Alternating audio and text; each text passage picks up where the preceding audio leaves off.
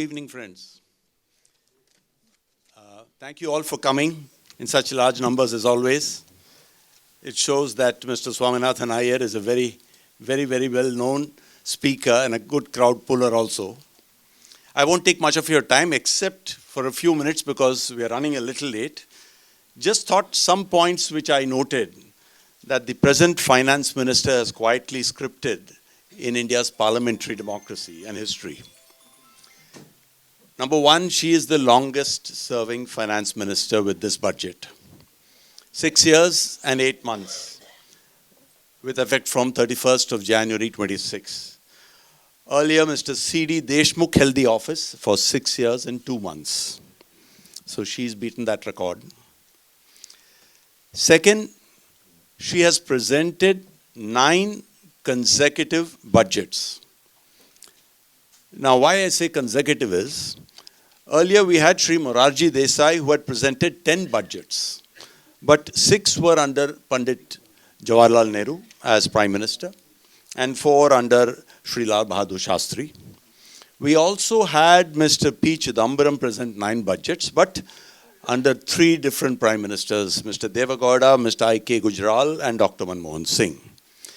But the current finance minister has presented 9 consecutive budgets under one Prime Minister. So that's another achievement. Well, these are all achievements. The remaining 2, I would leave you to decide whether you could say that they are achievements. She is the first FM to propose amendments to 2 income tax acts in the finance bill. That's because we have one act which is coming to a close on 31st of March, the other which is born or will be born on 1st of April. But she has proposed amendments to both in this finance bill, in this budget. And she is the first finance minister to propose 4 retrospective amendments to an existing act which technically will cease on 31st of March. So these are the 4 highlights I thought.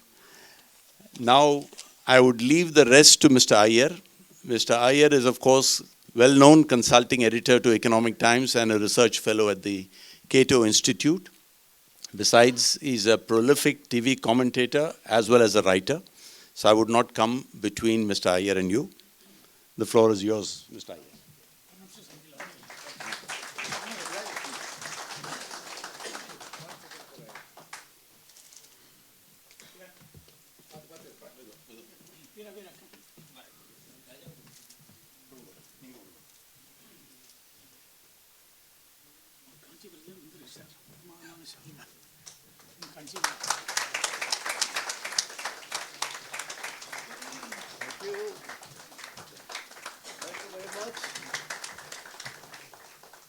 I will now undress.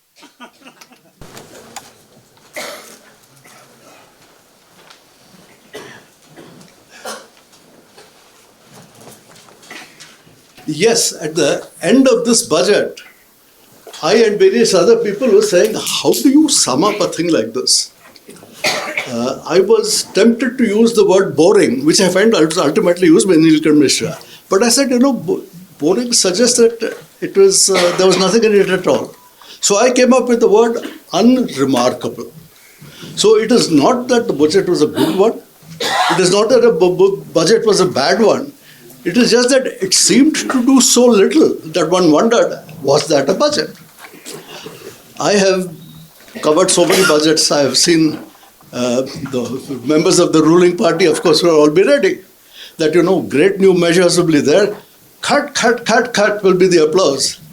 In this case, Nirmala Sitharaman would say, on this small item, I am spending 1,000 crores over 5 years.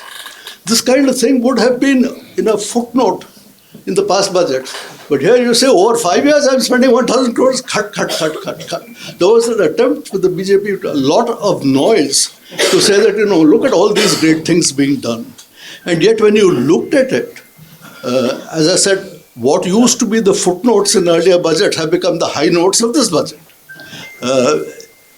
What does it mean? It means that there has been not very much change.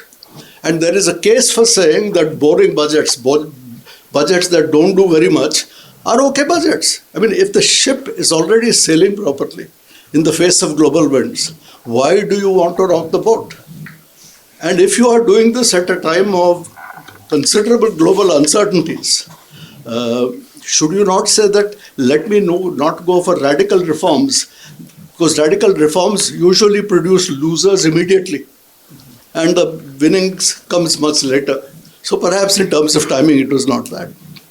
And therefore, she avoided any major significant measures which will be talked about in future years. So an unremarkable, I mean, I was tempted to say budget to be forgotten, but I said that is more correctly, a budget where you say, well, what was it that she actually did? Unremarkable.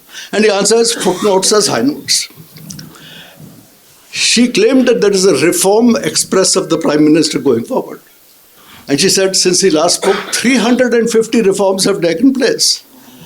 As a journalist, I felt very ashamed and humble because I really couldn't name them. I couldn't even name. I said, what are these 350 reforms that he says that have been done since the independence? And the answer comes down to these little things, small little things. There will be one institute for Ayurveda that has been set up here. There will be another thing that has been set up for improving mental health there. Each of these, for some reason, is being called a reform to go forward. But another way of putting it is, look, she thinks things are okay. And so this is a budget for continuity. And if this is a budget for continuity, I'm not going to announce a whole lot of new changes. And as it happens, it may be that an Indo-US deal has been struck and some uncertainties have gone. But knowing Mr. Trump, I would say there is no such thing as a final deal with Mr. Trump. He may decide day after tomorrow that the whole thing is wrong. He may say, you have been buying too much from China and do something else. I also gravely doubt that India will 100% give up import of all crude oil from the from Russia, because that would be like a slap in the face of what has now become one of India's friends in the Security Council. So let us see how that works out. I'm not quite sure how that will work out, but certainly it's better than having a continuation of the high tariffs that we saw. So without saying that the deal with the USA is a final deal, something is better than nothing, although it had nothing to do with the budget. It would certainly help the budget. It will help Sitaraman to achieve various things. India grew at 8% in the first half of the current financial year. This is an astonishing achievement. Even to get to 7% is regarded as difficult, a miracle economy. The chief economic advisor had said, I expect growth to be 6.5% a year ago in this year. And the long-term growth, if you from 2000 onwards to now, we have been growing on average 6.5%. From 6.5% to jump to 8% was an enormous thing. So some things are going very well in the economy. And if you ask what big thing was done, the answer is no big thing. It's a very large number of reforms. Maybe these 350 reforms she's talking about. I mean, if you begin to count every small thing, but all these things do get together. I think I wrote a column saying, I remember the spirit of 1983. And people said, what happened in 1983? And most people have forgotten. India won the World Cup. And you won the World Cup in cricket without a single Indian cricketer producing an outstanding performance. There was nobody who stood out, but everybody contributed. So even somebody who scored 12 runs here, 15 runs there, or somebody who took one wicket there, it all added up together, and at the end of it all, very unexpectedly, we got there. So I would say that I am very surprised that we managed to do 8% growth in the first half of this year. It is expected to go down in the second half of the year, say many people. But still, if you can get an average of 7.5, it would be a remarkably good outcome. So there is a case for saying, why rock the boat? The ship is moving smoothly in the face of headwinds. So let's not go the route of major changes. I write for an economic newspaper which closely watches the impact on the budget. And Mr. Modi must have been wondering what's happening, because as she kept speaking, the stock market dropping. Ultimately, it turns out after 2 days later that it had nothing to do with the budget. There was a combination of various things, including a huge bursting of the bubble of metals, and especially gold, bullion silver and gold in the international market. So there was a large loss by some, and some people said, what's happening? And basically the markets have bounced back again. So at the end of it all, you say, what was the stock market reaction? There again you could say, unremarkable. So an unremarkable reaction for an unremarkable budget. So that's perfectly okay. At that time, it was feared that this is a market reaction to an increase in the securities transactions tax for future options. And now, this is a very small part of the market. So, I mean, I would not expect it to produce such move. But in the absence of anything else, people said, why is this important? And the answer is that Indians seem to be born gamblers. You produce anything, whether it is betting on gulli danda or betting on cricket or the stock market, they will suddenly land up if there is an opportunity. Futures and options. The thing about them is with a very small investment, the leverage is so much that you can have a very big swing upward or a very big swing downward. So, you can be a very cautious person and put your money into a systemic investment plan. Boring, it will work in the long run, but no real excitement for a gambler. Gambler wants volatility, up and down. So Indian retail fellows have been pouring into this particular market, on which, according to the RBI report, 93% of retail investors lose money, while the experts are all making money. I have to confess, my particular reaction was, a fool and his money are soon parted. I mean, I am not in favor of saving a gambler from himself. Actually, I don't think it can even be done. Above all, you can do it by preventing the fellow from even entering the casino. Once he is in there, if you say, I'm going to levy a heavy tax on you, will he gamble less? On the contrary, the chances of his losing money have increased even more. Because, apart from the volatility, the taxes he's going to pay on each transaction. So I am very puzzled with that. If at all you want to get into this area, I would say the best solution might be a large entry deposit. That anybody who wants to do futures and options, if you say you have to first put a deposit of 5 crores. I mean, at that particular point, it becomes difficult for small retailers. At that time, you can't really, in fact, you're probably a big boy who knows how to do things. So I think that kind of entry barrier, it's like closing the casino door to prevent the gambler from coming in. Maybe that would be the right way to go. A lot of people look at the fiscal deficit as being a very important indicator, especially the foreign investors. This went to a huge height at the time of COVID, naturally and, unavoidably. And she promised in 21 that in 5 years I will bring it down to 4.5. I confess I laughed at her. I said, she will not be able to do it. She was able to do it. So I would say over 5 years, Sitaram, this is a very impressive record for the finance minister and for the Indian economy, both of which have exceeded what I expected. But there is a lot of work still to be done, especially if you say that, in the world, you look around, every 10 years or so, there tends to be a big major crisis. So, in 2000, there was the great dot-com bubble which burst, then 2008-9, the Great Recession, 2020, COVID came. So, some things like that will come, where things will go wrong again. Right now, the overall target, it used to be a target of getting the fiscal deficit down to 3%. Now they say you get your debt to GDP ratio down, which is a longer way of looking at the very same thing. And if you look at that, they say we have decreased from 56.1% to 55.6%. That is only half a percentage point. So the NK Commission and NK Singh Commission had said that the central debt to GDP must come down to 40%.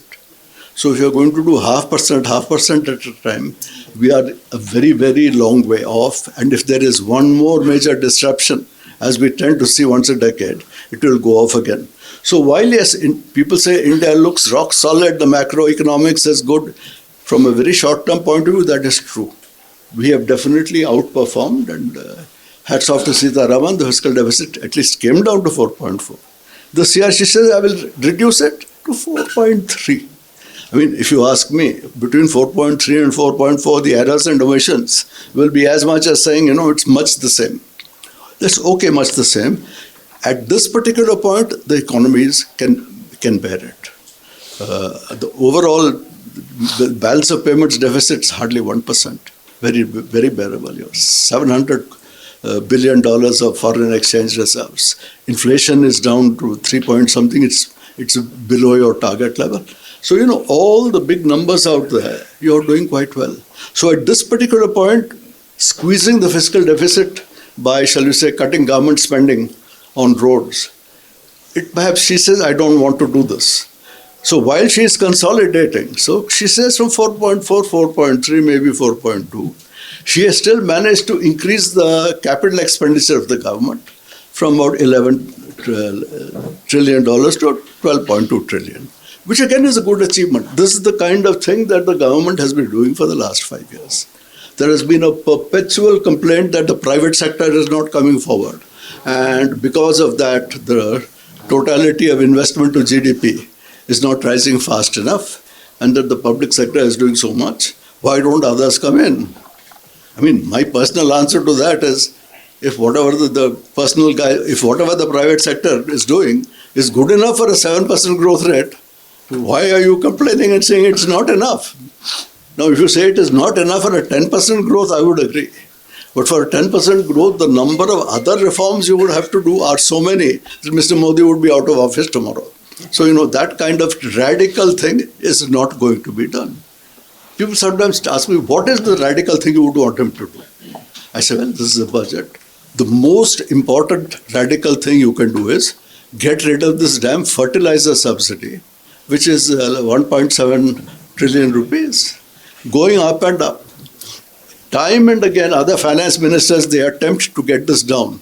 But if you say, Baba, let me at least cut down the deficit by 30%, huge uproar from farmers, and everybody backs down and says lots of nice things about farmers. Perhaps even hinting that we will reduce the bank credit rate so that you can use even more fertilizer. Now, as is well known, there is a proportion of nitrogenous, phosphoric, and potassic fertilizers, these three elements. We are giving the heaviest of the subsidies for urea, which is the highly nitrogenous. Because of that, the use of nitrogen compared with the other two is double the right norm and sometimes 3 times the right norm. So this, on the one hand, begins to destroy the soil. Instead of having a proper balance of different nutrients, you get these other things that are going wrong. The second thing that happens is, when you make urea so cheap, people say, instead of my using it on my field, why don't I give it to the French smuggler who will smuggle it to Nepal, Pakistan, Bangladesh? It's happening today. Yeah, right? Better to do that. Various chemical industries have found that if you can get urea at this price, it's more profitable than using various other base chemicals to achieve that thing. So a lot of this high subsidy is being wasted. It's not going to where it was supposed to go. So this is an ideal thing to do. I regret to say that, Nirmala Sitaraman, like her predecessors, says that, this is one reform I will not touch. So they are very sensitive to what will be the reaction, especially because of the voting cycle. I mean, there are other countries where you have an election once in 5 years. Here you have 5 elections every 1 year because of state elections or something or the other. So Mr. Modi wants to try to stop this by saying, let us have coterminous elections, all central, state, all. This will be resisted by so many people that I don't think it will go through right now. I will simply say that given these political circumstances, it would be difficult to say that India will ever get anywhere near 10% growth. The fact is that this is one single reform I mentioned. There are others at the state level. For instance, the supply of electricity. Most places farmers are getting it at zero, and of course in some cases they are saying there is a proposal to give farmers a free allowance of electricity over and above which they may pay a little. Everybody agrees that this subsidy for irrigation, for pumps is a bad thing. On the one hand, because of excessive pumping, the reservoirs are getting destroyed, especially in the northwest. Secondly, once upon a time there was water in the water well. There were the bowlies all over North India, and you went down 10 feet and you collected the water. Now the water has gone from 10 feet to 100 feet down. So earlier the smaller farmers put one kind of relatively inexpensive kind of tube well, which could tap it. But beyond 30 meters, it couldn't be done. And you have to have what they call the more deep-seated one that goes all the way down. So all the drinking water wells have gone, the shallow tube wells have gone, and only deep tube wells owned by relatively rich farmers are functioning. And they can pump all they like. Nothing happens. There is no incentive to have efficiency or to change your pumps or any of that. So it's agreed by everybody that there is nothing more terrible than this huge subsidy you are giving to farmers. Is anything going to take place on that? No, sir. On the contrary, you have parties saying, why just agricultural? I will now be subsidizing domestic electricity as well. Why should urban consumers be left behind? If farmers are getting, give it to them also. So the subsidy culture is increasing out there. So given our political economy, I would say that the kind of reforms that seem to be doable, we are doing a reasonable amount. But how could we do it better? I think Mr. Chidambaram showed the way in the case of the diesel subsidy. For many, many years, all of us have been writing about, how terrible that diesel gets largest. There was a huge gap between the price of diesel per litre and petrol per litre. And various people were cutting their petrol engines out and trying to fit diesel engines. I did it myself, actually. It didn't work out very well because it was not built for that. But a huge amount and there was diversion. People were putting diesel into petrol, even at the petrol station, to make more money. So here again, there was every case for trying to remove it. And after there was a lot of resistance, Chidambaram hit on an idea which lots of people, including me, had said. Instead of trying to say, I will have an increase of 4 rupees, I will have an increase of 4 paisa next week. So provided the amount of increase is small enough, then very, very gradually over a period of 2 or 3 years, you can get rid of the whole thing. That is the right way to do it. To say I will immediately increase the thing by 4 rupees, don't do it. 4 paisa at a time over 100. That is the way to do it. I think fertilizer can be done the same way. Suppose in fertilizer I start saying I will increase the price by 3 paise per kilo, and every few weeks it goes up by 4. I think you can gradually get that down. You can perhaps halt it just before a farmer's application and then resume it again. It can be done, but as you can see, politics first. And so I think we are lucky to have 7%. We will not get much more than 7%, but we can be happy with that 7%. There is also the question of India's political cycle. When a government gets elected, the first budget is usually a soft budget. You want to say thank you to voters for having put you in this particular position. The fifth and last budget, that will also be a soft budget with freebies, because you will have to say, please re-elect me. When then will you do tough reforms in between? And that is usually the third year. So this was the third year. In the political cycle, this was the time for tough action, if at all you were going to do it. And if it has not happened in the third year, to expect it in the fourth or fifth year, I have my doubts. So we will carry on with this particular thing. What were the other things that came up? There were a very large number of announcements. As I said, the footnotes became the highlights. She said that I'm going to scale up manufacturing in 6 sectors. They've been trying to scale up manufacturing ever since they came into power in 2014.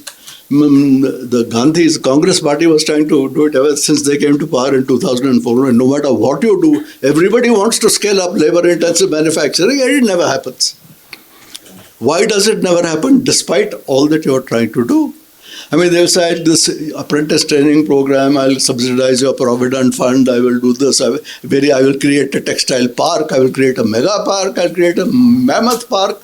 All of these have been said. And at the end, it doesn't happen. Why is it that we are doing extremely well in service exports, but we are not doing that well in manufactured exports? If you go even deeper than that, you find that we are actually doing perfectly well in high-skilled manufactures. If you say capital goods, it's been a very good sector. Automobiles, I mean Bajaj, these have become multinationals. So, but these are all high-skilled industries. Kalyani, Bharat Forge. When I met him 20 years, Baba Kalyani, as he explained to me, he says, we tried to produce auto components using lots of cheap labor. We failed. So then we decided I will use no labor at all. I will only have managers and engineers.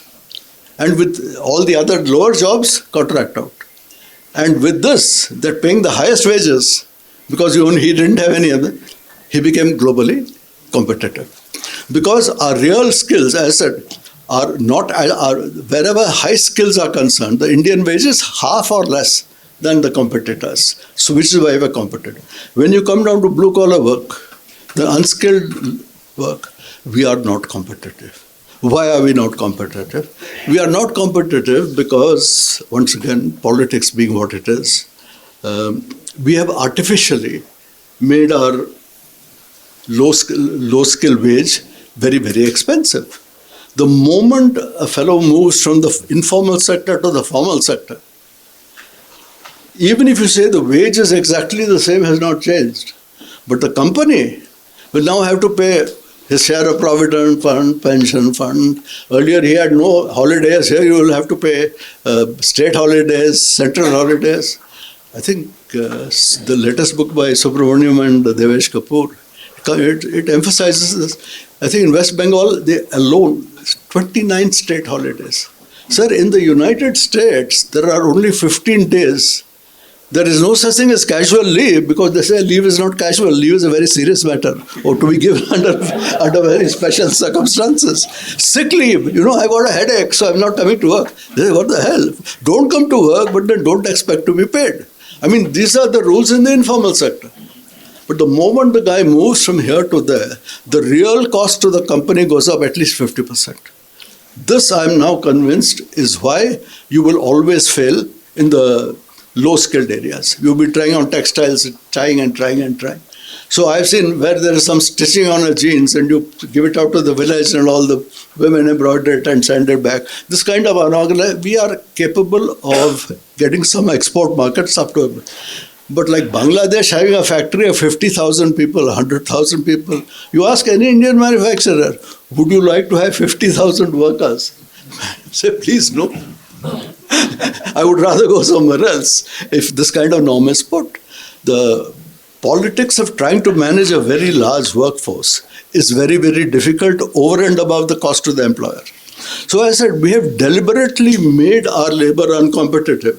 And then we are trying to compensate. I mean, in this particular budget, one of the Sitaraman says 6 sectors, I'm going to scale up with lots of support. And one of them is textiles. And what are you going to do for textiles? I will make textile corridors. I will have mega parks. If you could become competitive by having a textile corridor, it would have happened a long time ago. Nobody is willing to look at the actual problems because of the political economy problem. And remember this, the BJP runs the biggest trade union in India, the BMS. So it's a Labour party. It is, some people compared to England say Conservative party, right? No, sir, this is a Labour party. And on the other hand, the Congress party used to have the largest trade union intact. So, that was also a Labour party. And in between the socialists came in, that was also a Labour party with the Hind Mazdoor and so on. So we have a situation in India, we are determined to let the labor aristocracy has a very good time. So the trade unionized guys are having a very good time. And they are the ones who are most prominent in politics, either directly or by supporting a particular party. So that is going to be one of those big hurdles which we not only are not going to, we will never overcome. We will constantly announce more textile corridors and more textile parks and a subsidy for this, a subsidy for that, and I will pay for your half your provident fund. And none of them has come out to anything. Again, she said there are a number of new schemes. I put new institutions for it, so many institutions for biosimilars. I have every reason to respect that. I mean, one of the jobs of government is to set up a large number of institutes so that you have more skilled people coming out of that, which can be fed into the private sector. I think these are good goals. But as I said, these are footnotes. These are things that the government should have been doing. I am glad it is doing, but it is not going to solve the fundamental problems. For instance, she said, I'm going to have the 7 areas where we are going to really push. And then everything, we all sat up and got our pencils out. And then she says, one was textiles. I'm going to have she says, I'm going to pharma is very important. That's what are called biosimilars and biologics, which are drugs made out of living organisms, not out of chemicals, which are coming up in quite a big way. Kiran Mazumdar-Shaw is the leader at one of these particular things. And she says, I'm going to push this forward. I'm going to put 10,000 crores over 5 years. Now again, I kept hearing this 5 years. I said, is this a budget or a 5-year plan? I mean, if you should ask, how much are you spending this year? And probably they don't want to say how much this year because it will be too little. And it will be difficult even for the BJP fellows to go if it came down too low. So that is how she's, I mean, if that's the kind of push you can give, what else? She said, I'm going to create champion MSMEs. Is it the job of government to create individual champion in business? There are already people who say that Adani and Ambani are 2 champions who have been created by this government, and that is 2 champions too many. But what exactly is meant by saying the government is going to create champions in MSMEs? I suppose the answer is this is a rhetoric. The phrase national champions sounds nice. Now, it is possible that some of these will emerge and become national champions because they are good rather than because government has done anything. After all, once upon a time, Dhirubhai Ambani was nothing. And if he came up, he became a national champion. Gautam Adani is like a first generation entrepreneur. Okay, he has managed the political economy he has lots of friends in good places. But that has never been enough for if you look at all the guys who were the big boys in the 1950s and 60s. And from nothing, he has gone very, very far. He keeps taking over new areas. And when I say, how well is cement doing after he took over? The answer is doing very well. How is the airports doing? How is Bombay Airport doing? I'm told it's doing very well. So, I mean, we appear to have national champions who have risen through their own merit. And while they may have got a few pushes from the political side itself, I'll simply say this. Everybody is willing to give money to the ruling party. So to say somebody has bought influence, everybody is willing to buy, but some guys are so good that they can grow very fast even while doing it. And the political preferences for those guys. So once upon a time when the Ambanis were being supported, they said when the family splits, Anil and Mukesh will get equally friendly. It was Anil who kept boasting, I'm going to go into defense. I've got the smoothie, I'm going to get all the Rafale deals. And you had Rahul Gandhi screaming, oh, Rafale, terrible scam. At the end of it, what happened? Mr. Anil Ambani is bankrupt. So the mere fact that you started off on such a high plane, he was able to sell his 10 rupee shares for 500 in the biggest new issue in Reliance Energy. So this fellow, with all the contacts, all the positions, and all the money, in Indian conditions, he was able to sink because he was fundamentally not efficient. So I would say, even while there are people who say all businessmen are rogues, the fact is that if all rogues are competing, it is not enough to be a rogue.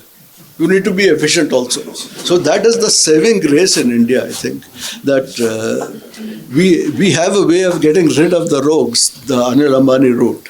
And if you are going to succeed, Okay. I mean, just look at the guys who used to make. I mean, Hindustan Motors was the second biggest company in India when I first became a correspondent. It disappeared. It's nowhere. What has happened to the Singhanias? JK Synthetics used to be the biggest refiner. Where is it gone? Nosil used to be the number one petrochemicals. So there are a very large number of people who were important, who had contacts, and they have disappeared. That is a sign of an economy that is working well. I keep saying, it is not enough to have only free entry by abolishing licensing. You must also have free exit. And there is great resistance to companies closing down. You will find that the workers will settle. I mean, till the point of getting bankrupt, the businessman is very critical of the trade unions. The moment he's on the brink, he'll fall in love with the trade unionists and saying, my poor precious workers, they must not be allowed to be out of work, so the government should give me so many subsidies to keep the company going. So, that kind of thing. But beyond a point, the great thing is the churn. So I'm very happy to say that the biggest part of that churn, in fact, is coming in the startup sector. This thing didn't exist before. If you go earlier on, without a certain minimum amount of money, you couldn't even get going.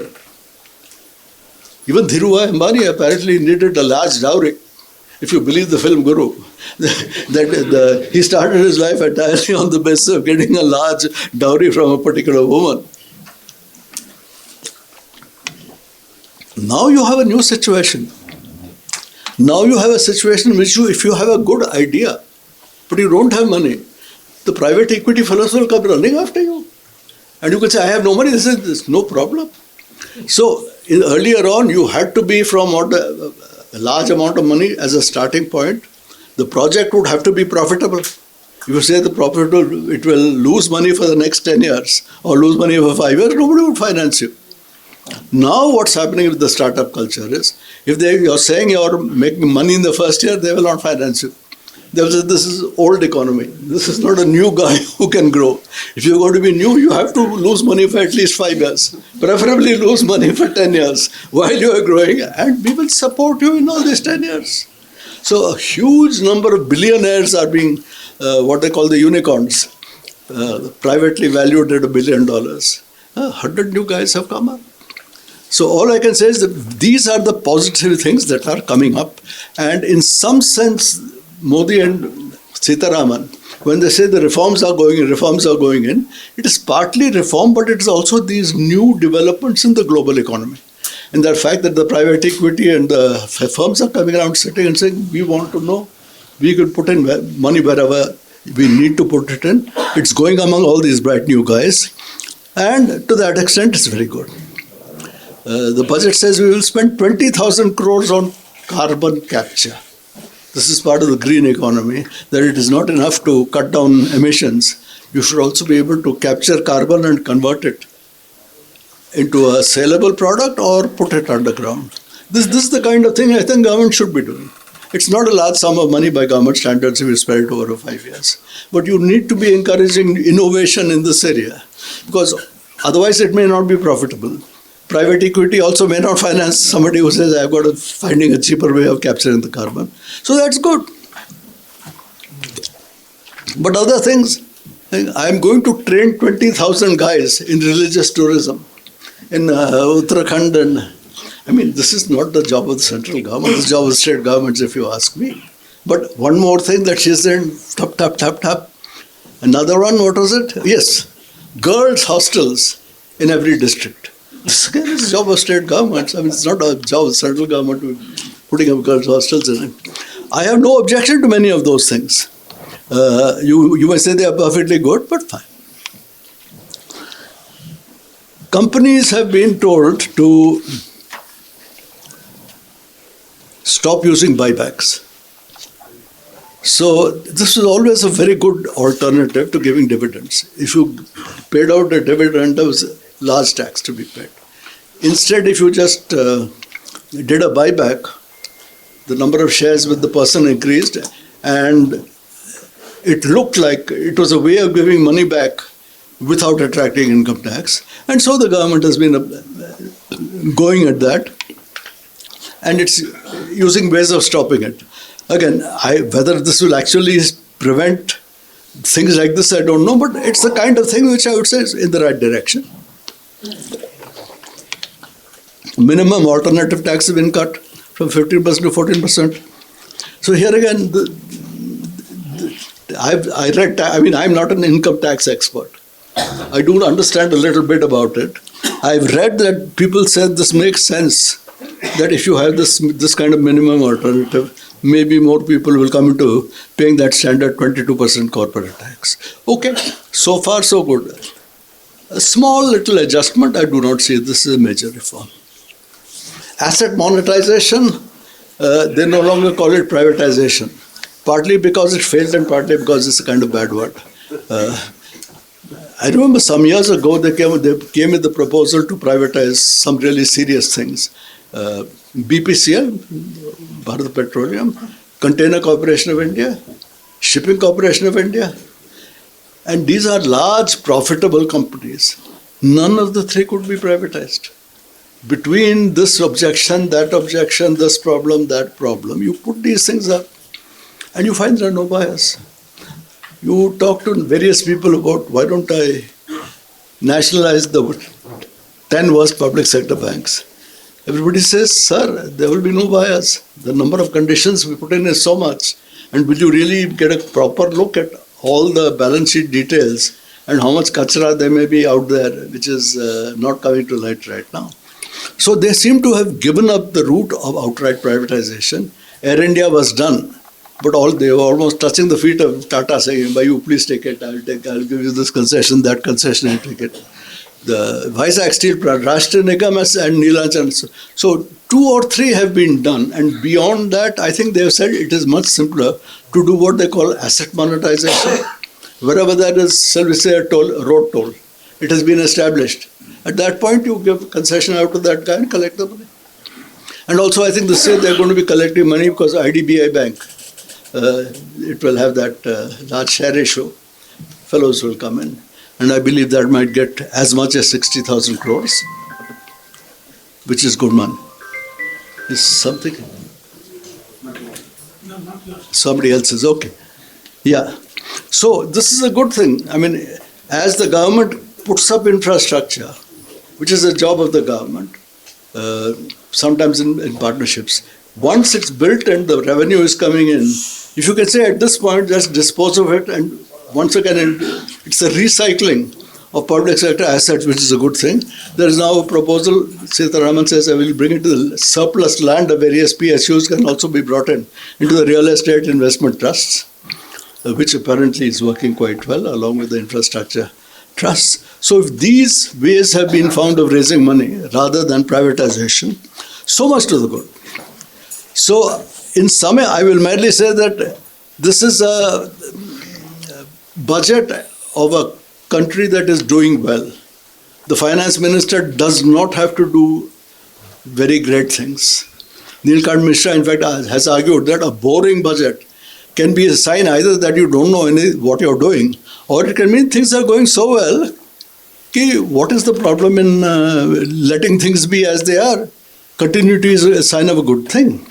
And I think there is a case for saying significantly it is there. I personally would have said, as I said, in terms of the political cycle, the third budget is a time for tough measures.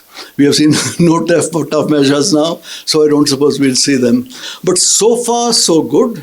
And if we can keep this up, I would say that the country and the finance minister has done a good job.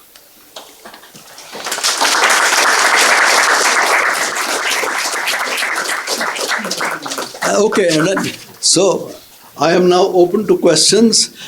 In some cases, I am not a chartered accountant. There are a large number of small little tax changes, and there may be a large number of questions on that. And perhaps Shankar can answer those questions rather than me. So please don't get into those detailed things. But on this larger measures of where the economy is going, how it's doing, I do welcome questions. Excuse me. Yes, sir. Thank you, sir. Does it make sense for us to have this budget exercise in the first place? I mean, a lot of policy changes happen midway, right? So this is nothing but an accounting of receipts and spends and whatever deficit, whichever way you calculate, borrowing. So as a country, does it make sense for us to do away with this bill? Because as excitement 2 months before the budget, everybody talks about it, the expectations, the insider leaks. On the day of the budget, tanks 1,000, 1,500 points. A day or two later, corrects itself. So is this an infructuous exercise from a nation our size? No, it's not infructuous, but you can argue. You can argue that on the one hand, when we are doing well, why do you want to rock the boat? It's not infructuous because you have to present the arguments and say, look, I am doing so well that I can afford to have a boring budget. So even to make that point, you would have to do it. But suppose there was a crisis. Suppose the balance of payments was suddenly going out of gear. Suppose inflation was going through the roof. If in those conditions you produce a budget where you do nothing, then you would have to be taken to task. But we are lucky that the first of those two scenarios is playing out and not the second. China prepared their budget. Sorry? China made their budget recently, some time ago. Would you like to say something on that? Made a purchase. Budget. Chinese budget. The Chinese budget. Sir, Anything to no, I do hope that a Chinese newspaper will hire me to study their particular budget at some point of time. It has not happened so far, so I have to confess that, I mean, even studying this budget, I say, you know, it's really tough going as you go. So the Chinese system, in any case, the experts say it is so difficult and opaque that many don't even have very much belief in what the figures are showing. You'll find that the central government in Beijing does not have very much trust in the accounts of the provincial governments. You see, that's a meritorious scheme, supposedly merit-driven, whereas if a province does well, that particular head of that has a chance of getting promoted and perhaps coming to the cabinet. So there is a huge amount of competition there between the provinces, and the guys who do well will be promoted. It is possible in that kind of communist system. We don't have that system. But their manufacturing is so good for the whole world. It is. Without what they have managed to do has never been done by anybody in history. So, I mean, people say, they're giving this subsidy, that subsidy. Sir, if you could become a champion by giving subsidies, then, you know, many other countries would have become champions long before China. A subsidy here and there can help. But you need to fundamentally have rising productivity. China is one of the few countries, it still dominates the low-wage sector like textiles. And it gone to the highest of the higher. You go to DeepSeek, which has become the best in artificial intelligence. They are the best in solar panels. They are the best in electric cars. So all these new high-tech areas, they are the best in the world, even as they have remained competitive at the bottom. So, you know, if you want to buy bamboo chairs, even that will come from China. If you want to buy toothbrushes, that will come from China. And if you want to get artificial intelligence, that also comes. So what the Chinese have accomplished is unprecedented, and hats off to them. The only question I would say in China is, are they rising to the point where they suddenly stop? There were two previous examples. One was the Soviet Union. Between 1917, the Bolshevik Revolution, and 1957, Soviet Union was by far the fastest growing economy in the whole world. My own textbook in college, Samuelson, it showed the USA high, growing a little, Soviet Union coming from here and overtaking USA. And that Samuelson was a Nobel laureate. His textbook continued to have that chart till 1989, just before the Soviet collapse. But just to give you an idea, that it seemed that the Soviet Union had a system of planning which was so superior to the capitalist system that it's going to win. But suddenly after 1957, the Sputnik came up. So they were the first to put a satellite in space, first to put a man in space, first to put a dog in space. Despite that, then after that, the economy suddenly sank to the point where people now laugh. The Soviet economy has now become a phrase to jeer at you. My personal explanation there is that, you know, as long as the Soviet Union was moving people out of agriculture into industry, it didn't matter if the industry was not very efficient. the productivity of labor still went up enormously. But once you had completed that process, once you had already transferred 85% of the workforce into industry, after that, you needed to have high productivity. And the Soviet system produced nothing. There was no internal competition. There was no internal promotions on the basis of this. So that particular, they found putting in the solution in a planned economy to every problem used to be additional resources, bigger plan outlay. So they kept putting more and more in agriculture, for instance. No increase in output. Because, there was the incentive system didn't work. It was in China that Deng Xiaoping said, okay, all the thing belongs to the commune. But what about a certain number of small private plots? And those small private plots soon began to lift the entire agricultural growth of China by 8%, because the incentives were there as long as you owned it. And if nobody owns anything, if everything is owned by the state, you suddenly find the inefficiencies came up. Will China come to that same issue? I mean, to me, this is the most interesting question. The second one was the Japanese. The Japanese came up after World War II so fast. By the 1980s, United States was afraid Reagan imposed a restriction on cars, restriction on steel, restriction on chips. And just as people were talking about Japan overtaking the USA and becoming world number one, it also reached a kind of productivity maximum. And beyond that, it leveled off. And now it is just one more.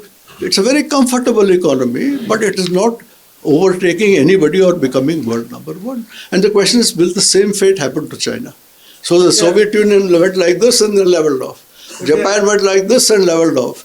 What will happen to China? It's an interesting question. I think their fundamentals are better than the previous two policy is examples. much better. May I? Yes. Sir, thank you for this simple language analysis of budget, because today when Subramaniam Swamy was asked his comment about this budget, he said throw it in waste paper basket. That apart, sir, I want to know whether you have seen during this election time a map was shown in 2014 what was Adani's number of industry in India, and in 2026 what are the number of industry. It is as if whole India is now given up to Adani. What are your views on one single man taking up so much? No, I think I already answered that. I said in India, if you are like Anil Ambani said, I love Modi, Rafael contracts are going to, he was telling everybody openly. Nikhil Gandhi was forced to sell the naval dockyard to him to do submarines. He couldn't do anything there either. So if you are not a very efficient person, then the fact that you are getting a favor here and a favor there, you will not rise fast. And you might even sink if you are somebody like Anil Ambani. If you are able to rise like a meteor, the way Adani has done, be clear that he is a first-class businessman. And with a certain amount of help, if you put me in business, I will make 1 or 2 crores and they say, Baba, enough, and I'll sit out here. But the way these guys have gone up, the vision and the guts, to me, I mean, look at a man like Dhirubhai Ambani. He was supposed to be just a guy who fiddled government and got various benefits. But once the licensing went, he was able to enter refining, which he wanted to do. Now, normally, most people would have said, so the country's a typical refinery then was 3 million tons. So you put up a 3 million ton refinery and you will very easily beat the public sector refineries and make good money. But no, he said, I am going to set up a giant refinery which will beat Exxon and Mobil and the best in the world.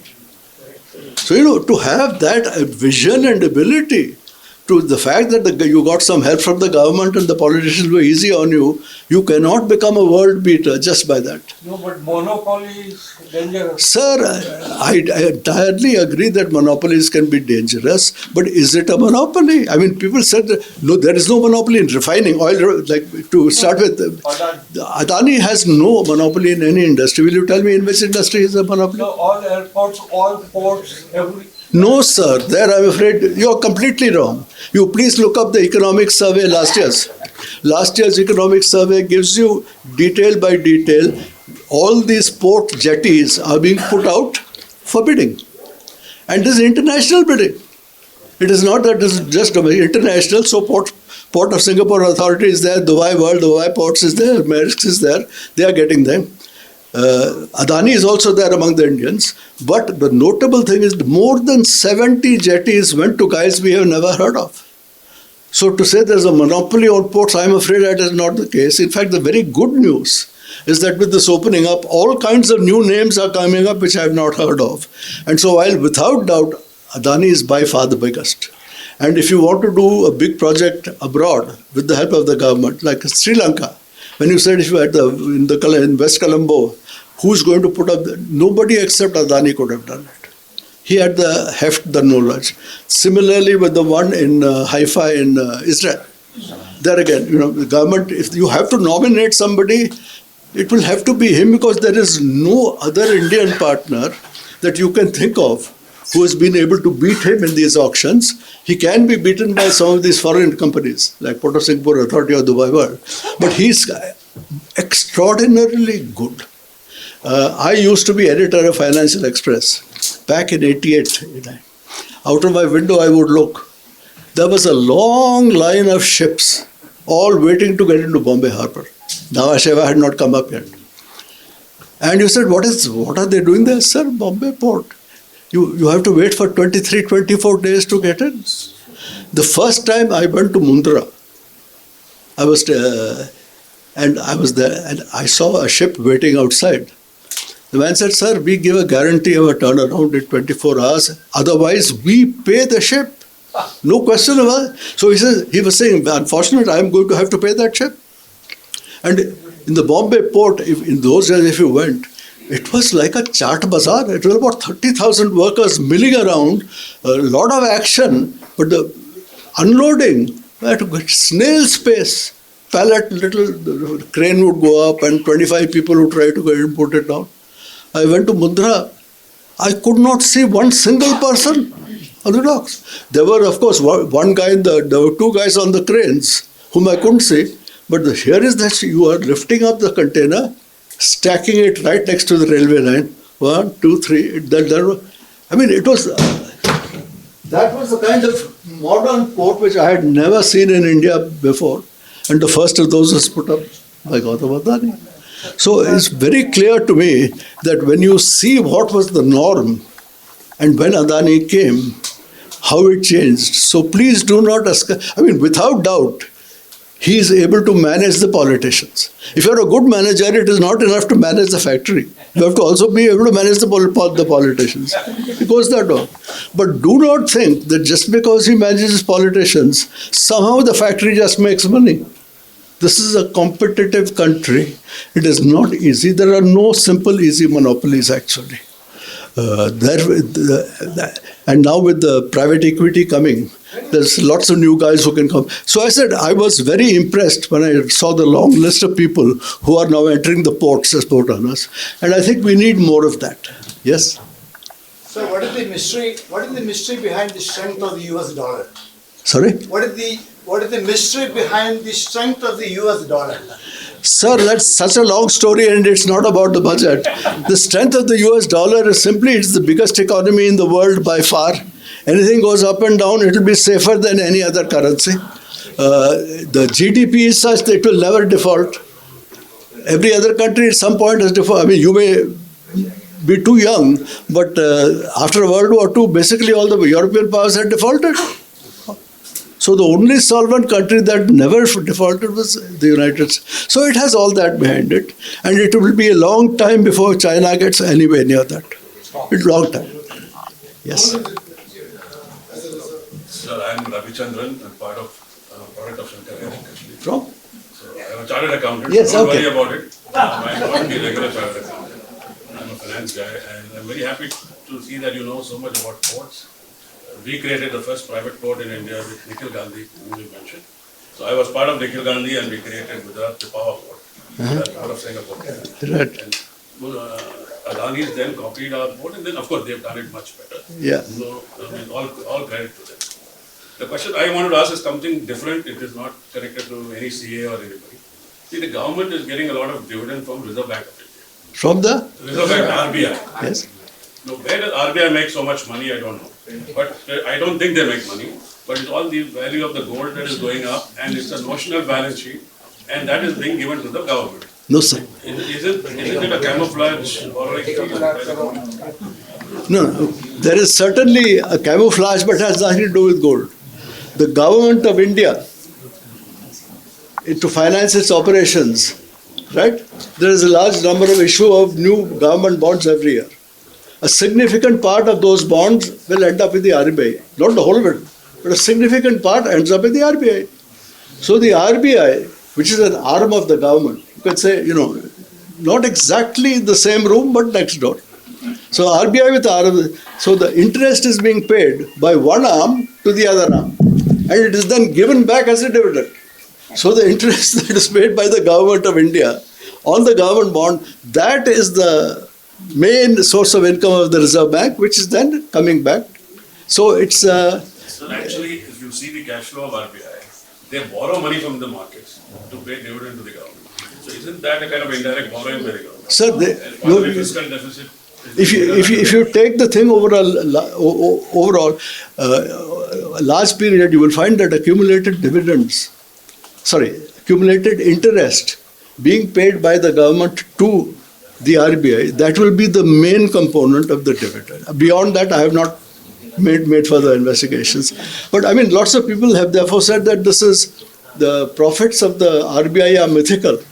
The government could as well say zero interest and zero dividend.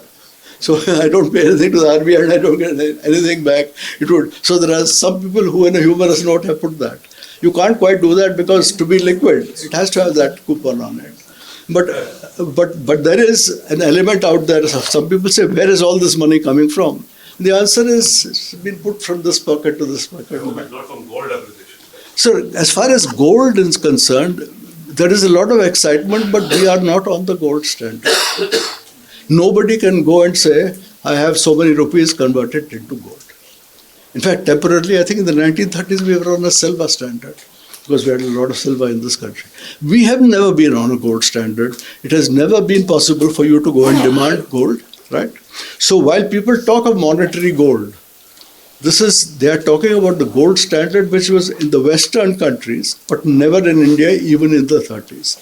After the 1930s, most of the world abandoned the gold standard, except the United States, which had something called the gold exchange standards, where you could if you have a foreign central bank could demand payment in gold, but not retailers like you and me. And that Nixon abandoned that altogether in 19... Some months back, US President called our economy dead economy. Our future dreaming PM, he also said dead economy. Do you second it? Or is it really this thing? Very veracity of the statement I want to know from you. Sir, he has fallen in love with the corpse. So, And we have, against this, we have 868 metric tons of gold, lot of silver, and we are selling dollars, we are de-dollarizing. How do you use this?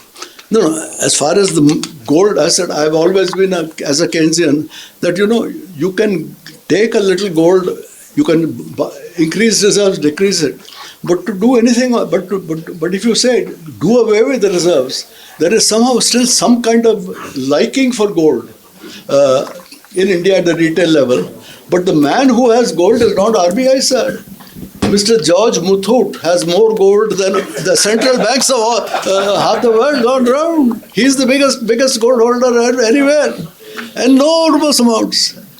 So anytime the RBI really wants to buy gold, it just has to give a call to Mr. Muthoot. I said, gold plays a marginal role, and we are certainly not going to get to the stage like we get in 1991 when you say the foreign exchange in currency has disappeared and we had to pledge that particular thing. We are not going to go back to that situation, and we are nowhere near it. So we are running short of time. Last two questions. Any comment on the trade deal with USA? As I said, as far as I am concerned, any deal is maybe a deal for that day and that minute, and I have no idea what will happen next week or the week after. As somebody says, Mr. Trump may say that I do not marry corpses.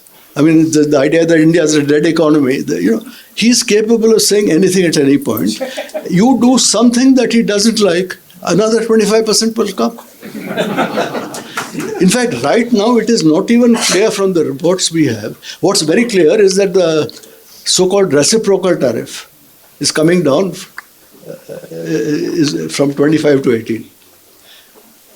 Is the additional 25% for buying oil from Iran and Russia, is it remains out there that any time he can lower it on you again?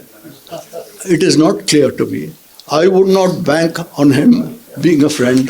The fundamentals which have been built up in the last 20 years of creating friendship between India and the USA, that is gone. Navtej Sarna, the previous ambassador, he said this very, very clearly. This trust is built over a long period, and Trump has absolutely smashed it. So as far as we are concerned, we are going to be wary of the United States. We are going to see, is there a new America which is different from the old America? Or is Trumpism a passing phase? Over the next 10 years, we will know. But at this point of time, the idea that India and the USA are natural allies, natural partners on the same path, that has been shown to be, I'm afraid, a complete chimera. And we are now looking to say we must diversify our different sources, and the Americans cannot be relied on. One last question, Sampath. Thanks for your very succinct. Louder. I wanted to ask the concerns that the World Bank has expressed on the data quality with regard to the Indian economy numbers.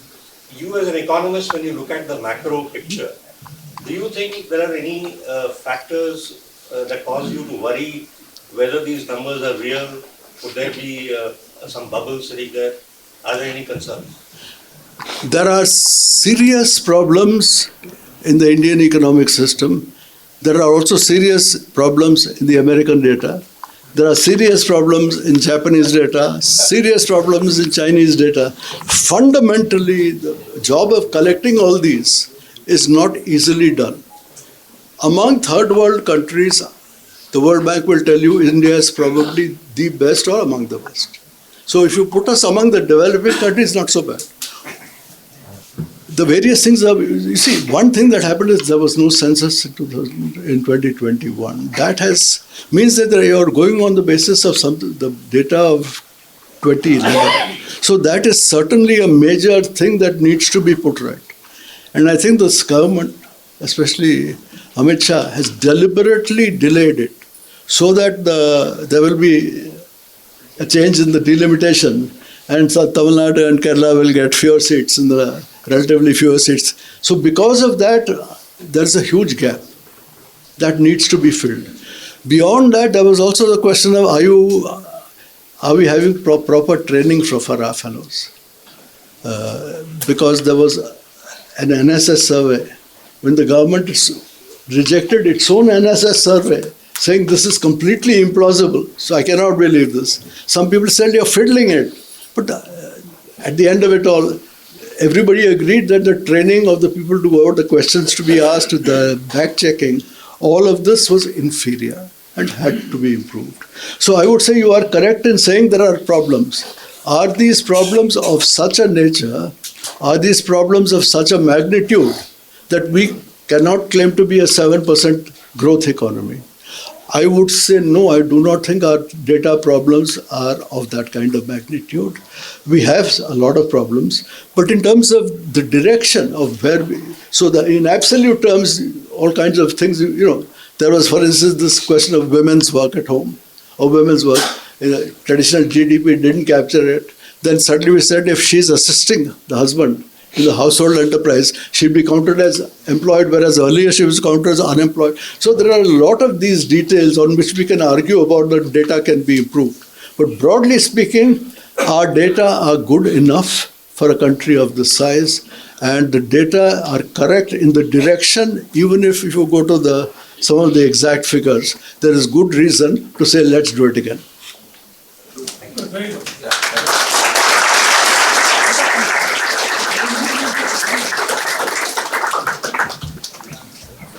Thank you very much for the lucid analysis and presentation. I'm sure we have learnt a lot from this lecture. I'm only sorry that we didn't have enough time for further questions, but we always have the next year for the further questions. Thank you very much for joining in, and we look forward to your continued support in the years to come. Thank you. Thank you.